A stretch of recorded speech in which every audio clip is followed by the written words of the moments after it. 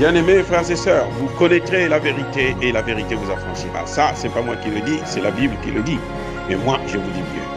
Vous connaîtrez la vérité historique, notamment celle de vos ancêtres kémites, et vous aurez une vision globale de ce que c'est que la vraie souveraineté politique. J'ajoute, vous reviendrez à la spiritualité africaine ancestrale et vous comprendrez les enjeux de l'indépendance économique. Et pour terminer, vous accepterez votre identité culturelle kémite et vous obtiendrez deux choses. La première, c'est la paix. La seconde, c'est le développement, à une condition. L'unité de toute l'Afrique noire, l'unité de tous les Noirs du monde entier. Otep à tous, bienvenue sur la chaîne des panafricanistes par essence, par conviction et par excellence. Celle des citoyens kémites par nécessité et obligation de combat. Nous sommes une chaîne qui n'est guidée que par nos ancêtres et rien que par les ancêtres qui appartiennent à l'égrégore du monde noir. Par conséquent, nous ne croyons en aucun Dieu venu de l'étranger. Toutefois, cette vidéo n'est aucunement destinée à inciter à la haine ou à la violence, car nous menons un combat qui est d'abord et avant tout spirituel, intellectuel et démocratique. Ensuite, il est politique, géopolitique et géostratégique, contre l'impérialisme, le colonialisme, le néocolonialisme et l'endocolonat, qui sont tous qualifiés de crimes contre l'humanité.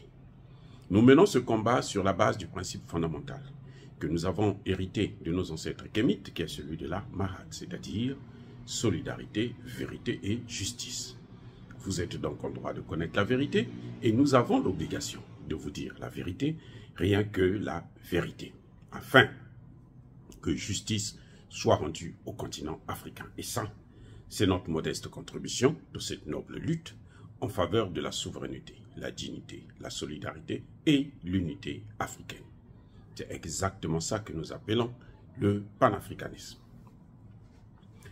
Bien-aimés frères et sœurs, le Niger croyait s'en sortir. Monsieur Bazoum croyait se débarrasser du terrorisme plutôt, mais la situation ne s'arrange pas. Elle ne s'améliore pas.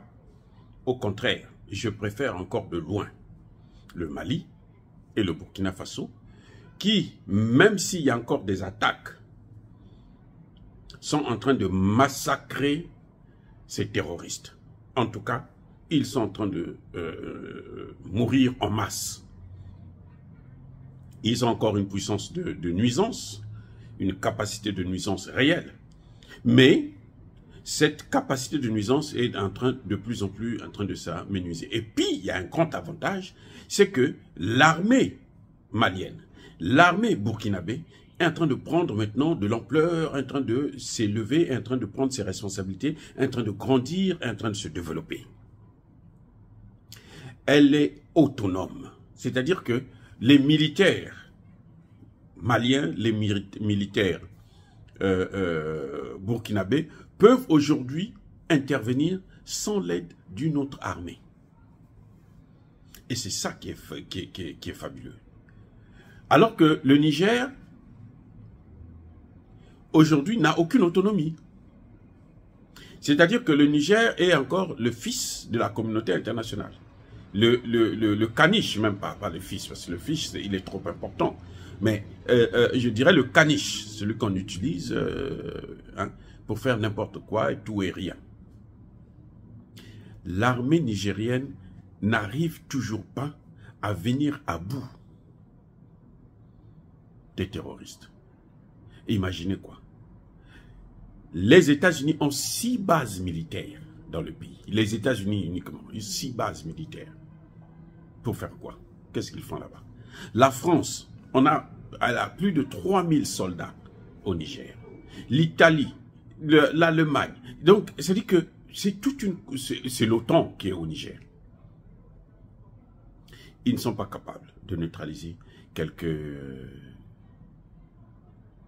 terroristes qui sont en train de frapper au Mali, et plutôt au Niger. Il n'y a pas longtemps, cette semaine même, ils ont encore massacré au moins 7 militaires. C'est quoi? Qu'est-ce que Bazoum fait? Qu'est-ce que Bazoum pense? Qu'est-ce que le peuple nigérien pense? Qu'est-ce qu'ils attendent pour prendre leurs responsabilités et se débarrasser de ces forces étrangères. Ils ne foutent absolument rien et ils ne feront absolument rien, en dehors de protéger leurs intérêts et en dehors de déstabiliser les autres pays de la sous-région. Pendant que l'armée est en train de massacrer, les Nigériens sont en train de fuir leur territoire. Et vous savez ce qui se passe quand ils fuient comme ça? Ce sont les Américains et les autres, leurs alliés, qui occupent ces terres. Ils mettent des bases, ils exploitent les matières premières, et puis ça leur appartiendra à vie. Regardez comment ils sont en train de occuper le Niger. Ils sont en train de prendre le Niger. C'est à peu près la même technique qu'ils sont en train de faire en Haïti. En Haïti, la différence, c'est que eux, ce qu'ils font, c'est que ils proposent des visas. Près de 30 000 visas par mois. Mais c'est-à-dire que c'est un déplacement. C'est toute une déportation. Vous voyez, une déportation volontaire. Mais en guise sous roche, on déplace les populations et après, qu'est-ce qui va se passer? Et ils prennent les terres. Ils apportent, ils viennent construire des hôtels, ils achètent des plages, c'est pour eux. Ils achètent, quand je dis acheter, c'est par abus de langage, mais ils prennent en fait. C'est ça ce qui se passe en Haïti. Et c'est ce qui est en train de se passer au Niger. On terrorise la population pour que la population puisse fuir, abandonner les territoires, et eux, ils occupent les territoires. Alors qu'ils sont venus, soi-disant, pour lutter contre le terrorisme. Et nous avions dit, dès le départ, qu'il est impossible de lutter contre le terrorisme avec ceux qui ont créé ce terrorisme, ceux qui l'ont importé, si vous voulez, qui l'ont fait venir dans ce pays-là. C'est impossible. Sauf si leurs intérêts sont maintenant, ils ont atteint leur objectif, ils ont occupé les intérêts, mais ils ne peuvent pas atteindre leurs objectifs si les autres pays autour du Niger sont libres. Donc ils vont alors détruire les autres pays. Ils vont créer l'instabilité dans ces autres pays-là. Vous voyez ce que Doumbouya est en train de subir actuellement? Ce n'est pas neutre. Ces manifestations-là, ce n'est pas neutre. Ce sont les mêmes qui manifestaient pour que Alpha Condé parte. Maintenant, ce sont les mêmes qui manifestent pour que la transition ne puisse pas se passer comme ça. On va encore faire un cafouillage électoral et puis les Occidentaux vont placer quelqu'un des leurs.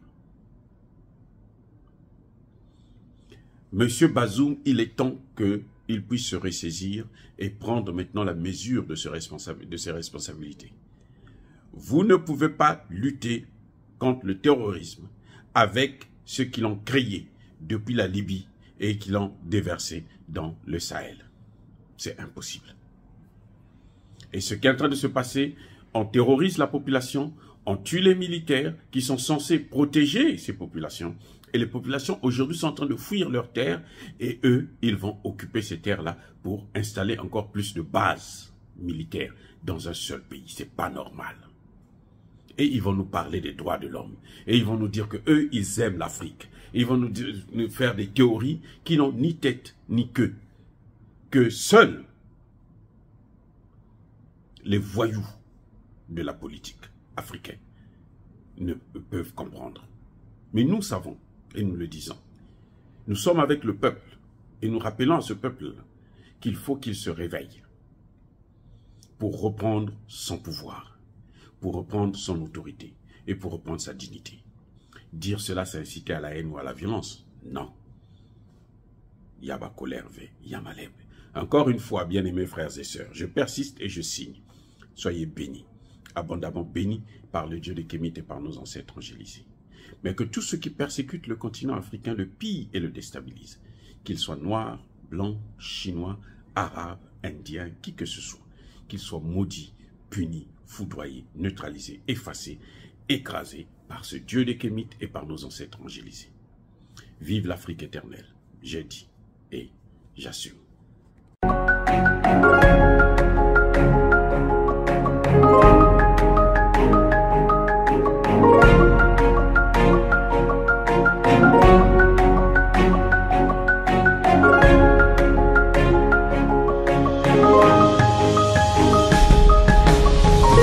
Eux ils marchent par la foi et non par la vue.